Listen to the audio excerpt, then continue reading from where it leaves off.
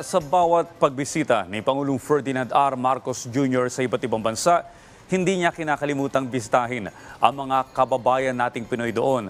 Kaya't sa opisyal na pagbisita niya sa Germany ay naglaan siya ng panahon sa ating mga kababayan. Si Kenneth Pasyente sa detalye. Rise and shine, Kenneth!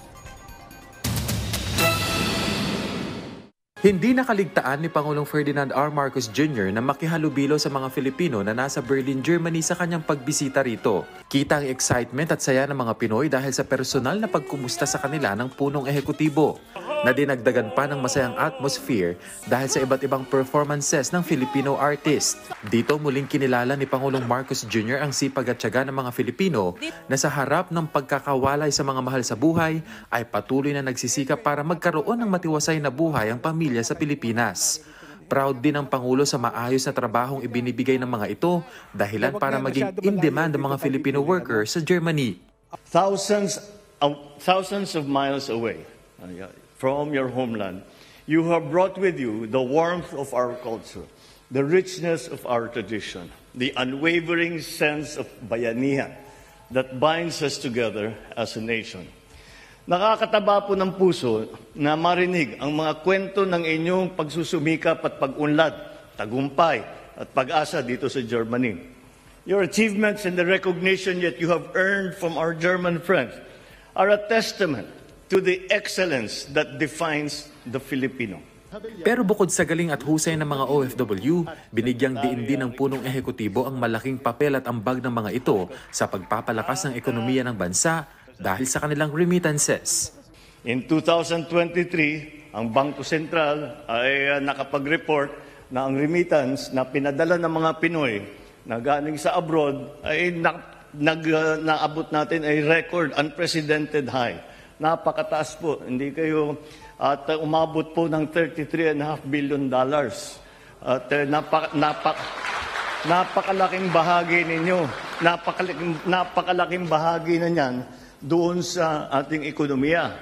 Hindi lamang ang tulong ninyo, ang inyong mga ginagawa para sa inyong pamilya, para for your communities, ngunit talaga naman malaking na itutulong ninyo sa bansa. Kasabay niya ng pagtiyak ng Pangulo na puspusan ang ginagawang pagsisikap ng pamahalaan para matiyak ang kapakanan ng Filipino migrant workers. Kabilang na riyan ang pagbuo ng mga programa na mapapakinabangan ng OFW.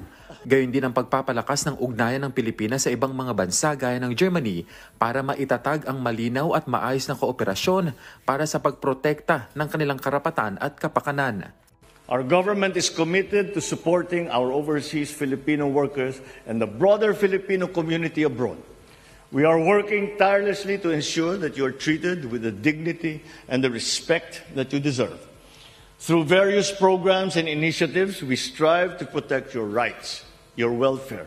We strive to ensure that your well-being and empowerment is assured.